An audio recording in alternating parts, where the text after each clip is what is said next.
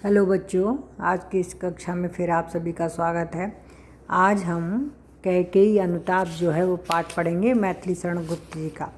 Short में इसकी जीवनी मैंने डाल दिया, आप उसको देख लें और लिख लें, याद कर लें। थोड़ा अगर विस्तृत में लिखना चाहते हैं तो किताब में से लिख लें, वरना शॉर्ट में डालिए, आप उसको देख लें। कैकेयी का अनुताप से मतलब है पश्चाताप। कैकेयी ने जब राम को 14 वर्ष का वनवास मांगा था दशरथ से, उसके बाद जो है दशरथ की मृत्यु के बाद उनको लेने के लिए सभी लोग जाते हैं और वहाँ पर जो है वो कैकेयी पश्चाताप करती हैं, उसका वर्णन है ये। तदंतर बैठी सभा उटज के आगे, रामचंद्र जी की जो पर्णकुटी थी उसके सामने जो है वो सभा पूरी बैठी थी। नीले बितान के तले दीप बहु जागे। ऐसा मालूम पड़ रहा था कि जैसे नीले चंदोबर के नीचे बहुत से दीप सुशोभित हो रहे हों।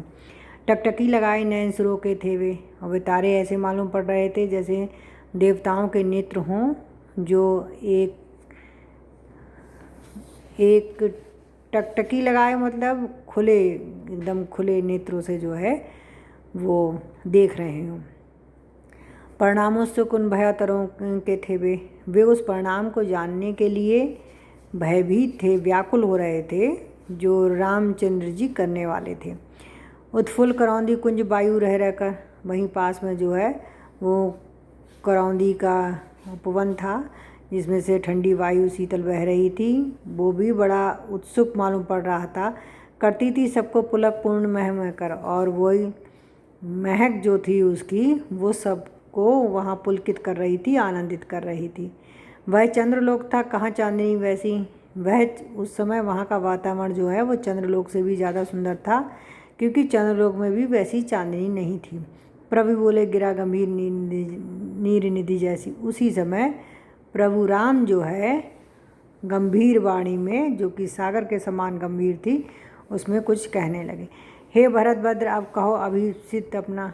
हे भरत, अगर आपकी कोई इच्छा शेष हो तो आप कहिए। सब सजग हो गए, भंग हुआ जो सपना। उन रामचंद्र जी की वाणी को सुन करके सब जो है सचेत हो गए। ऐसा मालूम पड़ रहा था कोई सपना देख रहे हों और वो टूट गया हो। हे आर्य, रहा क्या भरत अभीप्सित अब भी। हे आर्य, रामचंद्र जी को संबोधित करते हुए कहते हैं, भरत कहते हैं कि अभी भी क्या मेरा कोई इच्छा रह सकती है। मिल गया कंटक राज्य उसे, जब तब भी मेरे लिए तो निष्कंटक राज्य मिल गया है, उसमें कोई अड़चन भी नहीं है। पाया तुमने तरुतले अरण्य बसेरा, जंगल में आपको पेड़ के नीचे वनवास मिल गया है। रह गया अभीप्सित शेष तथापि क्या मेरा, इसके बाद भी कोई मेरी इच्छा शेष रह सकती है। तनु तड़प तड़प कर तब तात ने त्यागा। दुखी होकर पिताजी ने जो है तड़प तड़प कर अपने प्राण गंवा दिए। क्या रहा अभीप्सित और तथापि अभागा, मुझ जैसे अभागे के लिए और भी कोई इच्छा शेष रह सकती है। हाँ, इसी अयस के हेतु जन्म था मेरा, इसी अपयस को भोगने के लिए मेरा जन्म हुआ है। निज जननी ही के हाथ अनंत था मेरा, मेरी चारित्रिक जो मृत्यु हुई है वो मेरी माँ के ही हाथ हो गई है। अब कौन अभीप्सित और आर्य वह किसका, अब मेरी क्या इच्छा शेष रह गई है। मैं किसके लिए जो है कोई भी विचार मन में लाऊं। संसार नष्ट है, भ्रष्ट हुआ घर जिसका घर और संसार सब कुछ नष्ट हो चुका है। मुझसे मैंने ही आज स्वयं मुँह फेरा। मुझे स्वयं इतनी गलानी हो रही है कि मैं स्वयं से विमुख हो गया हूँ। हे आर्य, बता दो तुम ही अभीप्सित मेरा। हे आर्य, अब आप बता दो क्या इसके बाद भी मेरी कोई इच्छा शेष रह गई है। प्रभु ने भाई को पकड़ हृदय पर खींचा। रामचंद्र जी को बड़ा दुख हुआ और उन्होंने हृदय से भरत जी को लगा लिया। रोदन जल से सब विनोद उन्हें फिर सोचा, और उनके जो हैं वो आंसू आ गए आंखों में। उसे आशय को था मिलेगी किसको, उसके मन की था कौन पा सकता है। जनकर जननी ही जान ना पाई जिसको पैदा करने वाली माँ स्वयं उसको नहीं जान पाई, उसको और कौन जा सकता है। ये सच है तो लौट चलो अब घर को। ये सब बातें सुनकर के कैकेयी कहती है, अगर ये बातें सारी सच हैं तो तुम घर को लौट चलो। चौंक सब सुनकर अटल कैकेयी की उस अटल स्वर को सुनकर के जो है वो सब चकित हो जाते हैं। सबने रानी को और अचानक देखा, सबने रानी की तरफ अचानक देखा। वैधव्य तुषारा व्रता ये था विदुलेखा, विधवा के वेश में वो कैसी लग रही थी, जैसे चंद्रमा की रेखा जो है, जो कि उससे कोहरे से ढकी हुई है, बैठी थी अचल तथापि असंग तरंगा।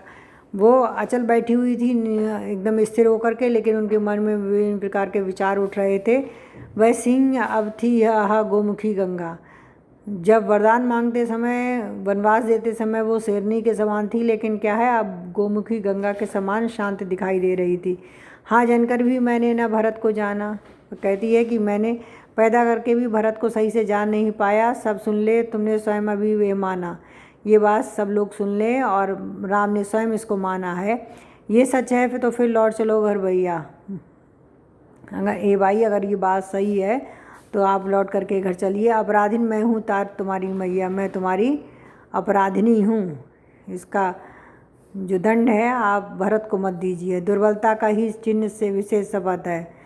कसम खाना जो है वो कमजोरी की निशानी है, पर अबला जन के लिए कौन सा पथ है, लेकिन अबला नारी के लिए इसके अलावा और कोई रास्ता नहीं है। यदि मैं उकसाई गई भरत से हूँ, अगर इस कार्य के लिए भरत ने मुझे प्रेरित किया हो, तो पति समान ही स्वयं पुत्र को खोऊं। तो मैं जैसे पति मैंने अपना खो दिया है, वैसा ही मेरा पुत्र खो जाए। ठहरो मत रोको मुझे, कहो सो सुन लो। मुझे रोको मत, मेरे मन में जो आ रहा है उसको कह लेने दीजिए। पाऊँ यदि उसमें सार, उसे सब सुन लो। अगर उसमें काम की बात आपको कोई लगे तो उसको निश्चय ही अपना लीजिए। करके पहाड़ सा पाप मौन रह जाऊं। मैंने बहुत बड़ा पाप किया है पहाड़ की तरह, और इसको करके अगर मैं मौन रह जाती हूँ, राई भर भी अनुताप न करने पाऊँ, अगर जरा भी थोड़ा भी मैं पश्चाताप नहीं कर पाऊँ, तो ये मेरे लिए बहुत ही बुरा होगा। थी सनक्षत्र शशि निशा ओस टपकाती। तारों से युक्त जो रात थी वो ओस के रूप में आंसू गिरा रही थी, रोती थी नीरव सभा हृदय थपकाती। और जो शांत सभा थी वो अपने हृदय को थपकाती हुई जो है वो रुदन कर रही थी। उल्कासी रानी दिशा दीप्त करती थी। जो बिजली के समान रानी थी वो इस समय दिशाओं को दीप्त करने वाली थी। सब में भय विस्मय और खेद भरती थी। वो सबके अंदर भय विस्मय और दुख भर रही थी। क्या कर सकती थी मरी मंत्रा दासी। मंत्रा भी मेरा कुछ नहीं बिगाड़ सकती थी। मेरा ही मन रह सका ना निज विश्वासी, क्योंकि मेरा ही मन जो है वो स्थिर नहीं रह सका था।